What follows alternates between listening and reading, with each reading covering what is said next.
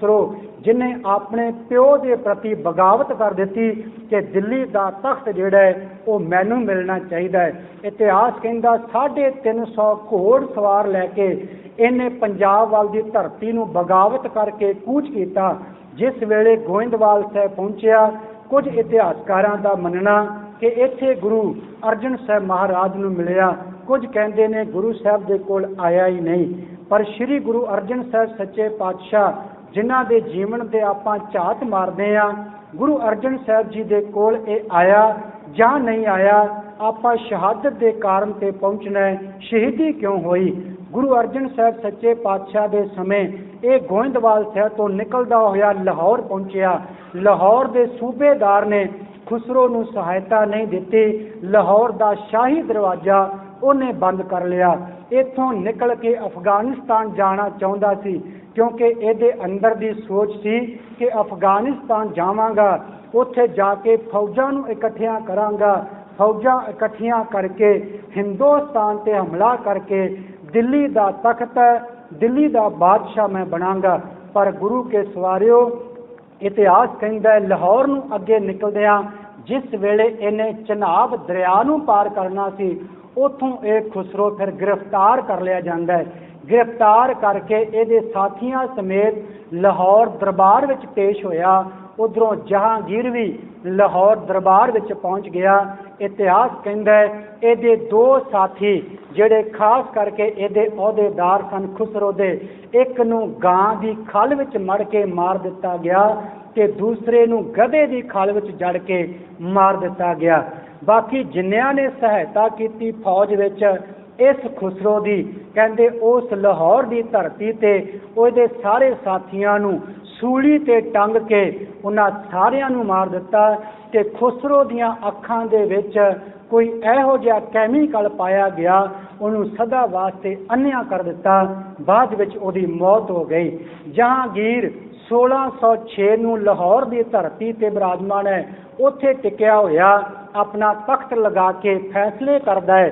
जिन्हां ने सहायता की खुसरो की उन्होंने मौत के घाट उतार रहा है, जिन्हां ने नहीं सहायता की उन्होंने उपाधियां ते इनाम दे के नवाजदा पिया है।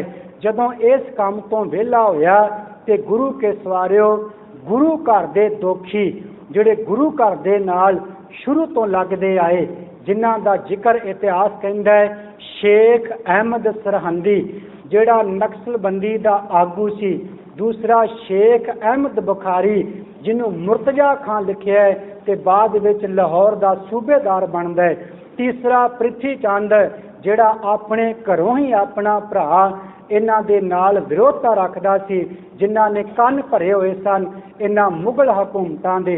गुरु के सवारियों, जिक्र आउंदा है इतिहास अंदर जिहदा आपां चंदू बारे सुनदे हां। चंदू दा बहुता रोल नहीं सी, इत्थे एक मुगलां दे घर छोटा जिहा एहलकार सी जो ड्यूटी करदा सी। मेन जिहड़ा सब तो वड्डा हथ सी वो तुजके जहांगीर दे मुताबक जहांगीर दा अपना हथ सी, जिहड़ा अपनी हथ दी लिखत विच लिखदा है कि किन्ने समयां तो मैं सोचदा आ रहा सां कि गोइंदवाल साहब की धरती ते ब्यासा दे किनारे एक अर्जन नाम दा हिंदू रहिंदा है जो भोले भाले लोकां नूं अपने वल खिच के सच का उपदेश दिंदा है।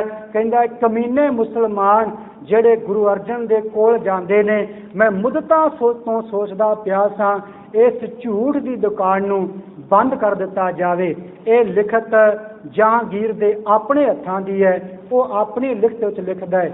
मेरे कहण तो भाव गुरु अर्जन साहब नूं शहीद करन विच सब तो वड्डा हथ जिहड़ा है वो जहांगीर बादशाह दा अपना है।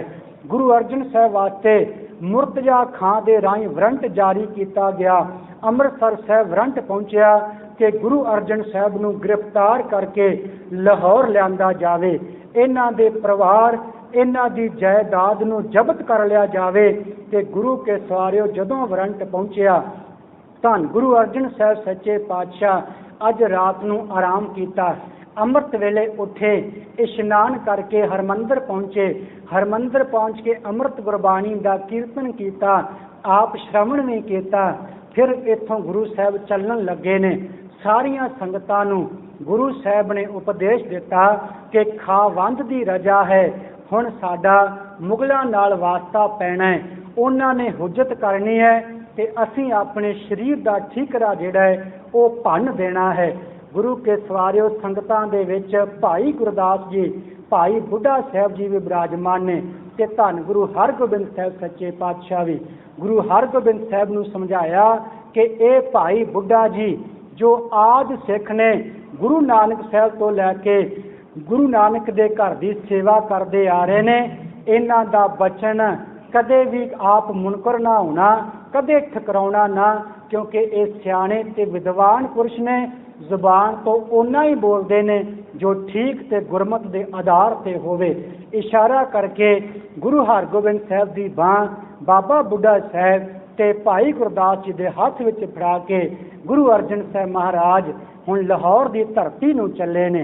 इतिहास कहता है 5 सिख भाई पैड़ा, भाई प्राणा, भाई लंगा, भाई विधि चंद, ये सिख गुरु अर्जन साहब महाराज के नाल भाई जेठा जी लाहौर गए। लाहौर जाके इन्हां 5 सिखां नूं मुगल हुकूमत ने वखरियां बंद कर दिता ते गुरु अर्जन साहब नूं वखरियां रखिया। दरबार विच पेश किया गया जहांगीर दे।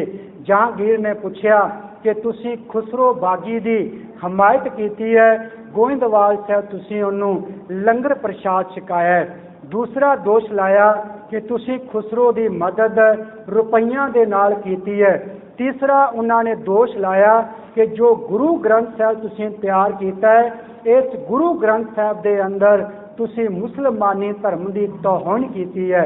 गुरु अर्जन साहब महाराज ने जवाब दिता, कहने लगे जहांगीर ये गुरु नानक का घर है, वो समा कदे याद कर जिस वेले तेरा प्यो अकबर चल के आया ते गोइंदवाल साहब की धरती ते गुरु अमरदास महाराज लंगरां विचों लंगर छक के गया ते अपनियां जगीरां गुरु घर नाल लगा के गया। ते गुरु का घर है, किसे नाल वैर नहीं रखता, इस वास्ते कोई भी आवे लंगर छक सकता है। दूसरी गल, तू आखे रुपइया दे नाल मदद, गुरु नानक दे घर दे रुपये इन्हां कम्मां वास्ते नहीं होया करदे। कहंदा तुहानूं जुर्माना कीता जांदा है, 2 लाख रुपया जुर्माना उतारो।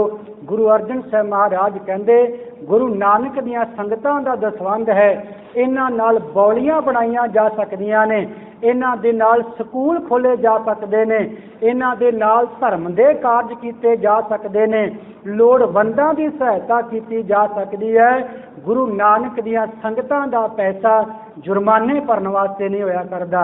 हाँ, तू कहना गुरु ग्रंथ साहब के अंदर मुसलमानी धर्म की तौहीन की गई है। जे सच पूछें कि तू गुरु ग्रंथ साहब की बाणी कदे पढ़ी नहीं, जदों गुरु ग्रंथ साहब की बाणी पढ़ेगा उत्थे बचन तैनूं पढ़न वास्ते मिलणगे।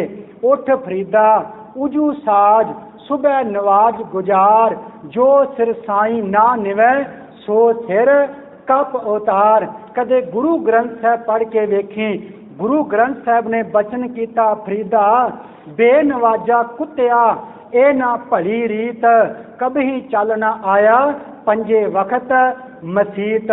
गुरु ग्रंथ साहब की बाणी पढ़ के वेखी, गुरु ग्रंथ साहब बोलते ने अवल अल्लाह नूर उपाया, कुदरत के सब बंदे एक नूर ते सब जग उपजिया, कौन भले को मंदे। मेरे कहण तो भाव गुरु अर्जन साहब ने भरी कचहरी में समझाया कि गुरु ग्रंथ साहब किसी की तौहीन नहीं करते, ये तो सबना नूं सांझी वालता का उपदेश देंदे ने। गुरु ग्रंथ साहब का बचन है खत्तरी ब्राह्मण शूद वैश उपदेश चौं वर्णा को सांझा। सारियां नूं सांझी वालता का उपदेश धन गुरु ग्रंथ साहब जी करते हैं। पर गुरु के सवारिओ पापी दे मन दे अंदर दी भावना कुछ होर सी, वो गुरु अर्जन साहब नूं शहीद करना चाहुंदा सी। बस उन्हों ते कोई ना कोई बहाना चाहिदा सी। कहन लगा तुसी मुसलमान हो जाओ। धन गुरु अर्जन साहब महाराज कहंदे ये हो नहीं सकता। फिर उत्थे जहांगीर ने यासा व सियासत का कानून लगा के गुरु अर्जन साहब नूं शहीद करन दा हुक्म दे दिता। उत्थे गुरु सवारिओ जहांगीर आप हुक्म करके अगे अगे चला गया ते गुरु अर्जन साहब नूं मुर्तजा खां दे हवाले कर गया। हो सकता है इस मुर्तजा खान नूं कह कवा के चंदू ने शहीद करन दी जिम्मेवारी अपने को लै लई होवे। वैसे चंदू की इन्नी पहुँच नहीं सी दरबार अंदर जिन्नी आपां पिछों सुनते आ रहे हैं। ये इतिहासक तत्थ ने। गुरु सवारियो, गुरु अर्जन साहब नूं चंदू अपनी हवेली विच लै गया, लिजा के हुण तसीहे देण लगा है। इतिहास कहंदा है ये तसीहे केवल एक दिन दे नहीं, 25 मई तो लैके 30 मई तक लगातार ये 5 दिन के तसीहे गुरु अर्जन साहब सच्चे पातशाह नूं दिते गए। पहले दिन गुरु अर्जन साहब महाराज नूं भुखे रखा गया। गुरु अर्जन साहब नूं पानी की घुट भी ना दिती इन्हां पापियां ने। गुरु सवारियो, आ वेखो जेठ का महीना है, कितनी गर्मी है, 2 घंटे सानू पानी ना मिले ते पानी तो बिना साडा अंदर दा हाल की बन जाता है। धन गुरु अर्जन साहब महाराज नूं ना खाण वास्ते दिता ने ना पीण वास्ते दिता। दिन दूजा आया, गुरु अर्जन साहब सच्चे पातशाह नूं इन्हां ने हुक्म किया कि आओ देखो रेत गर्म की हुई है, इस गर्म रेत के उत्ते तुहानूं बैठना पवेगा। धन गुरु अर्जन साहब सच्चे पातशाह एक वार भी ना कीती, 7 बचन करतार परमात्मा का हुक्म जान के उस तपदी हुई रेत ते धन गुरु अर्जन साहब सच्चे पातशाह चौंकड़ा मार के बह गए। ना जाने किन्ने पैर इन्हां पापियां ने उस तपदी रेत उत्ते बिठाया होवेगा। आ कल परसों अजे देखण च आ रहा सी, आपां सारे ही गुरु साहब की कृपा सारियां कोल गड्डियां ने। जे किते दोपहर नूं कोई गुरु घर मत्था टेकण आ जावे, 10 मिनट बह के चौपाई साहब का पाठ इत्थे गुरु चरणा विच कर लवे, 10 मिनटां दे बाद वो प्रेमी संगत वाला जदों जाके अपनी गड्डी की खिड़की बारी खोलदा है, विच बैठदा है ते बैठण वेले उहनूं पुछना तेरी गड्डी दीयां सीटां किन्नियां को गर्म ने, क्योंकि गर्मी इन्नी पै रही है। गुरु के सवारियो, वो तपदी हुई रेता किन्नी को गर्म होएगी जिहदे उत्ते धन गुरु अर्जन साहब नूं बिठाया गया। दिन तीजा आया, हुण पापी ने होर पाप कमाउण दी ठानी है। अज इस पापी ने गुरु सवारियो भट्ठी दे उत्ते देग चढ़ाई है ते देग दे विच पानी पा के थल्ले अग दा भांबड़ बालिया। उस उबलदे पानी दे विच गुरु अर्जन साहब महाराज नूं बैठण दा हुक्म दिता गया।